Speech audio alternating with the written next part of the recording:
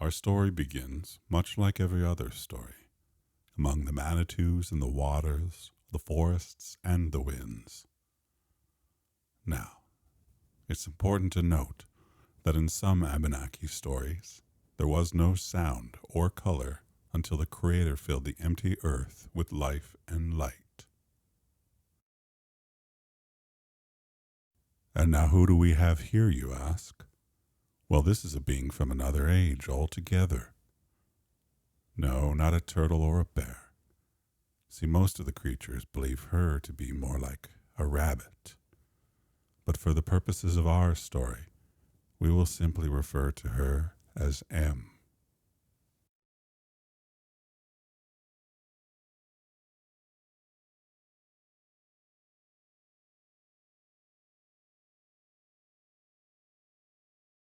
M has always been fascinated by the human types.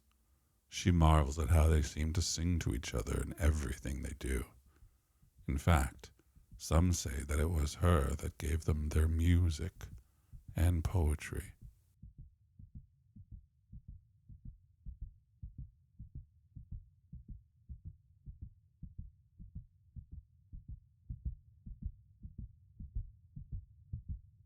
M was perfectly content to lie there and enjoy the maple syrup, but she also knew that the sap would never run that thick again, and she would most definitely have to work at least 30 times as hard for it.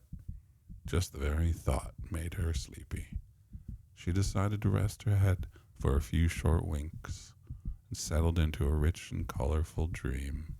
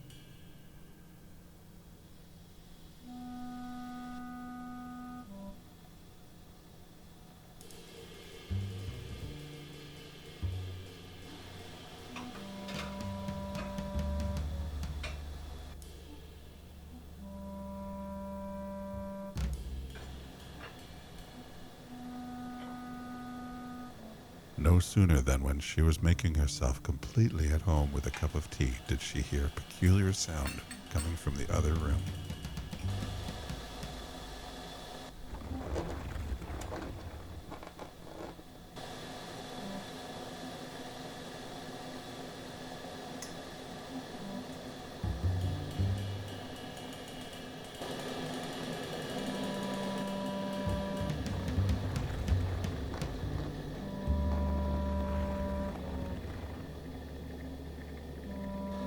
Em crept closer and closer.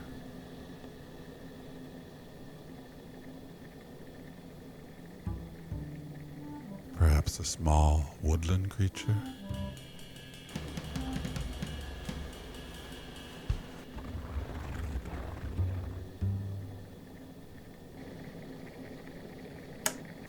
This would most certainly not be a tiny creature at all.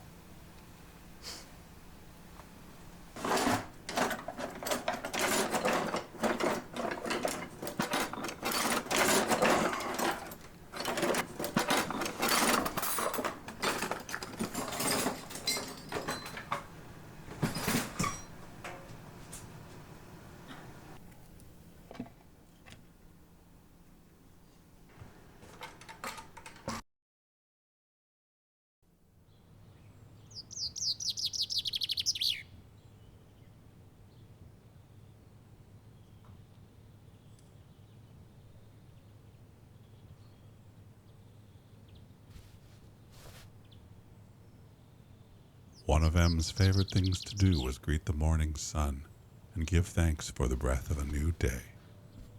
She would be sure to give thanks to the plants who would wrap their roots around the base of the silver maples.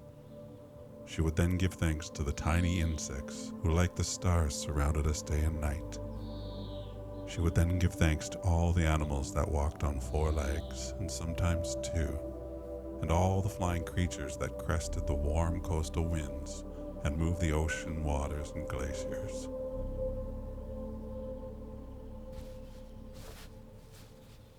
M would soon realize this was no ordinary morning, for this is no ordinary story.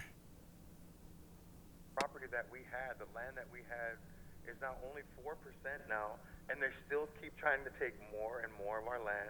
Pretty soon we're not going to have anything left for us and our kids and our generation too, right? Like their generations can keep growing and prosper, but like where do we go? We can't grow. We gotta die off in order for somebody to come in.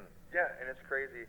And they talk about savages and terrorists and stuff, but like when you go to the actual land back lane, or when you go to Wet'suwet'en, where they're having these... The government of Ontario made the announcement today that it is declaring a state of emergency. We are facing an unprecedented time in our history since February. This is a decision that was not made lightly.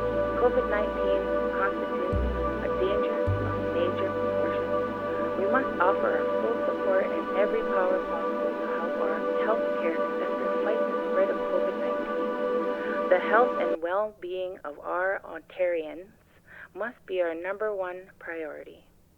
As a result of this declaration and its associated orders, the following establishments are legally required to close immediately: all facilities providing indoor recreational programs, all public libraries, all private schools as defined in the Education Act, all licensed child care centers, all bars and restaurants except to the extent that such facilities provide takeout food.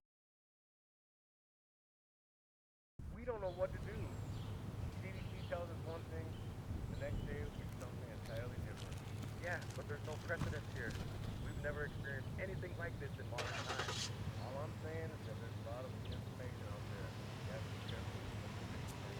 Absolutely. One thing for sure. You keep tuning into us here on the Harvard Day Show, and we will have all the latest information on the pandemic, the lockdowns, and a ton of reckless opinion coming at you. You know, fuck you, Roger Stone, every now and again, for good measure. So, here's the way I see the shakedown. You've got the federal police forcibly removing us from our homelands to transport extracted oil. At the exact same time, we have forest fires burning up half of Australia, unprecedented levels of flooding, and now a brand new virus to deal with. It's like the end of days Reuben sandwich with extra pickles. It's clear that Mother Nature is biting back. Fact. I was reading this article the other day online, published by biodiversity.org. It was talking about the clear impact that humans have had on the world's ecosystem. It doesn't take a group of scientists to prove that. Try convincing a group of yokels, on the other hand. This article talks about how we're still invading tropical forests and other wild landscapes. There's tons of species of animals and plants, some completely undiscovered for millennia. And within those...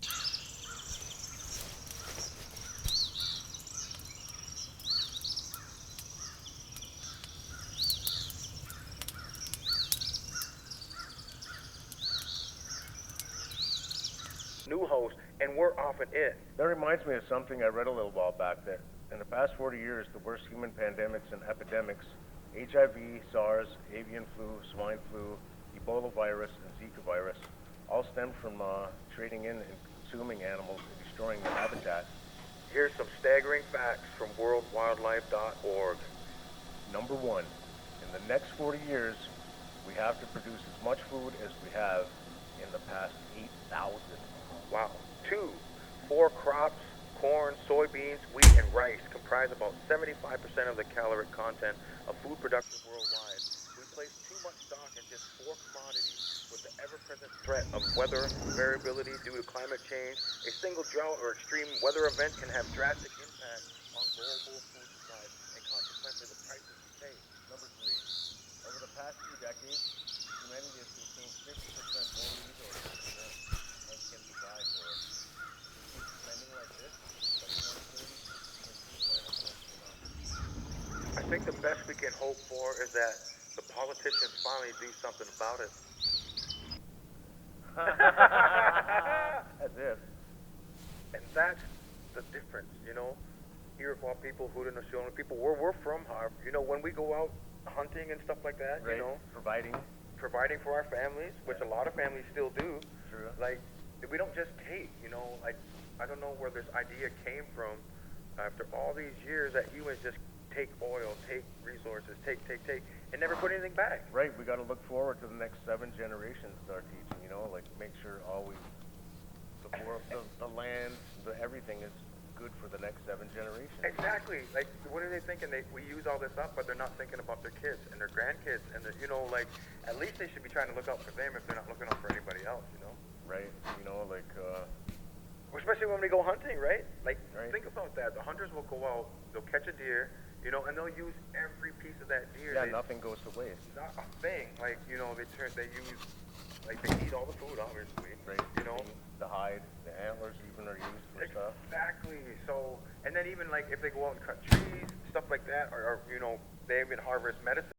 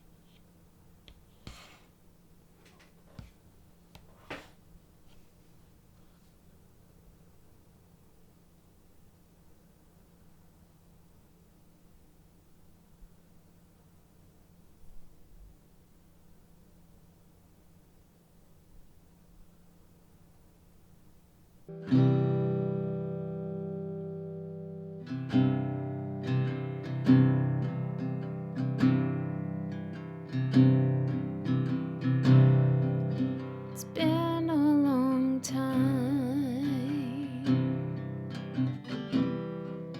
but I've been here